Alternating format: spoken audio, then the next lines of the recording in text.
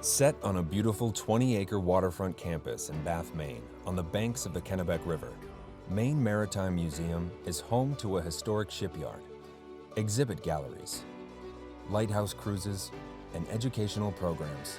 With a vast collection of more than 20,000 artifacts and an extensive research library housing thousands of ship plans, charts, manuscripts, and over 40,000 photographs, Maine Maritime Museum has been preserving and showcasing Maine's maritime heritage since 1964. The centerpiece of the museum is its preservation of the nation's only intact historical shipyard site, where the world's largest wooden commercial schooners were built and launched.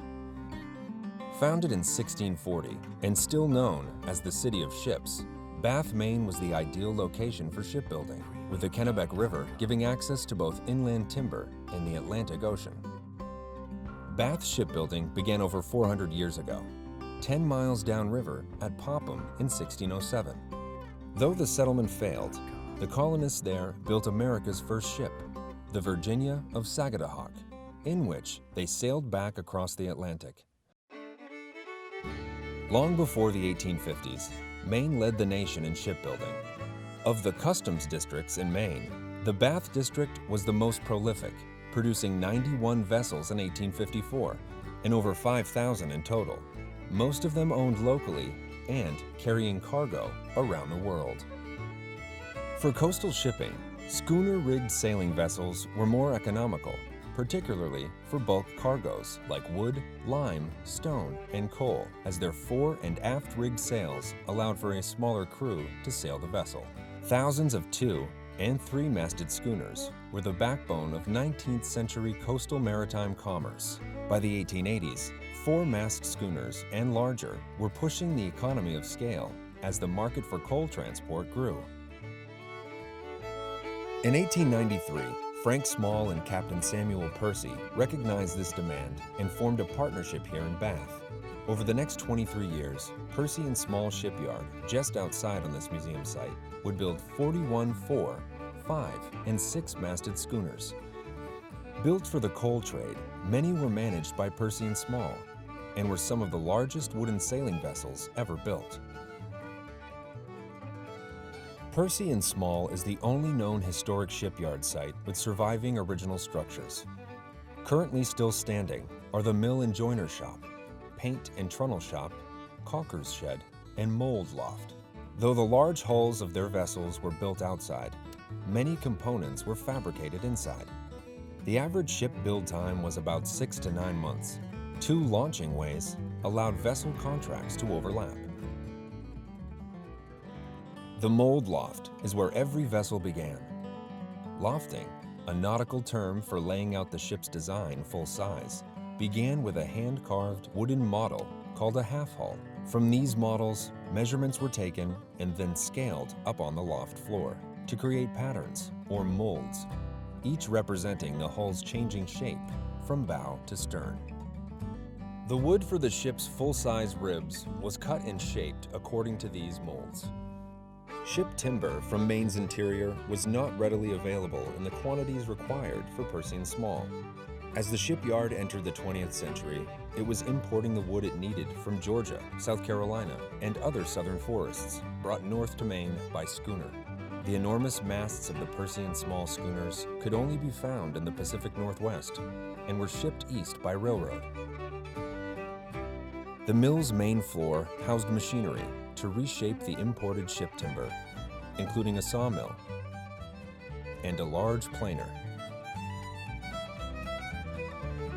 Located on the floor above the mill, the joiner shop was where more skilled, finished carpenters made the finer woodworking that went into these cabins, deckhouses, railings, and interiors of the vessels. Percy and Small were early adapters of electricity. All of the machinery on both floors was powered by a belt and shaft system run from 2 central electric motors in the basement.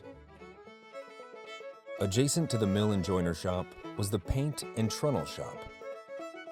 Special lathes on the first floor turned out thousands of these wedged wooden pins used to fasten together the hull's planking, ribs, and keel. On the second floor was the paint shop, where pigments, dryers, and linseed oil were blended by the barrel. Hundreds of gallons were needed for any particular schooner.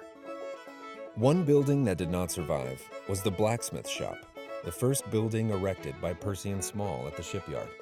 The original shop burned in 1913 and was replaced with another that remained there until torn down in 1939.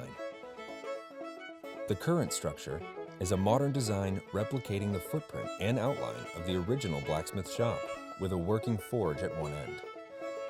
The shipyard blacksmiths produced the many tons of metal forgings needed for construction and equipping of each wooden vessel, including all the iron fastenings, fittings for the rigging, and hull strapping.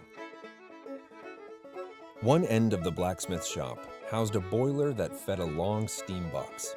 Hull planking was cooked inside until made more flexible by the hot steam, and then was quickly clamped and fastened around the curve of a vessel's hull before it could cool. In a corner of the shipyard, close to the river, is the caulker's shed, in which the caulking crew would work up long strands of tarred hemp that would be driven tightly into the seams of the hull and deck to seal the ship. Depending on the number of ships under production and their various phases of construction, anywhere from a dozen to more than 100 workers could be on site at the shipyard. Many trades were required to build a ship: lofters, caulkers, shipwrights, shipsmiths, trunnel makers, paint makers, borers, joiners, and mill workers. These men worked dawn to dusk in all weathers, 6 days a week, and were required to provide their own hand tools. Many other jobs required for the ships were done off-site by independent contractors, such as spar makers, rope makers, and sail makers.